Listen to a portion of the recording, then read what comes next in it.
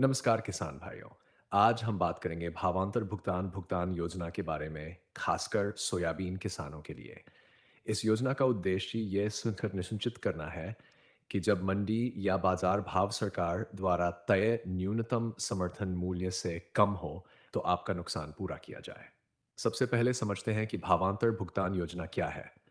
जब मंडी में आपको मिलने वाला भाव आपके फसल के समर्थन मूल्य से कम मिल जाता है, तो उस अंतर की राशि सरकार सीधे आपके बैंक खाते में भेजती है।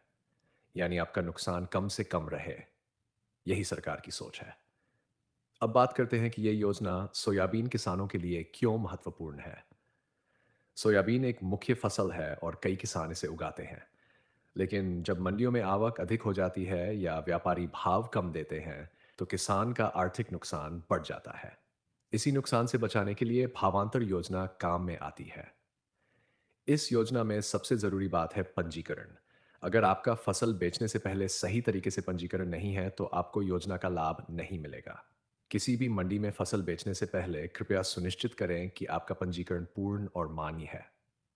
अब सबसे अहम प्रश्न, सोयाबीन पर कितना पैसा मिलेगा। यह प्रत्यक्ष रूप से तय नहीं किया जा सकता, क्योंकि यह निर्भर करता है: एक, मंडी में आपको कितना भाव मिला। दो, उस भाव और समर्थन मूल्य के बीच कितना अंतर है। तीन, आपने कुल कितनी मात्रा में फसल बेची है। जहां अंतर अधिक होगा, उसी अनुपात में सरकार आपको अधिक भुगतान करेगी। लेकिन ध्यान रखें, यह योजना समान रूप से हर किसान को नहीं देती, बल्कि घाटे के हिसाब से देती है।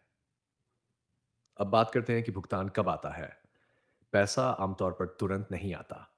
पहले मंडी के आंकड़ों की जांच होती है, फिर भुगतान की सूची तैयार होती है और उसके बाद धीरे धीरे सीधा आपके बैंक खाते में भेजा जाता है।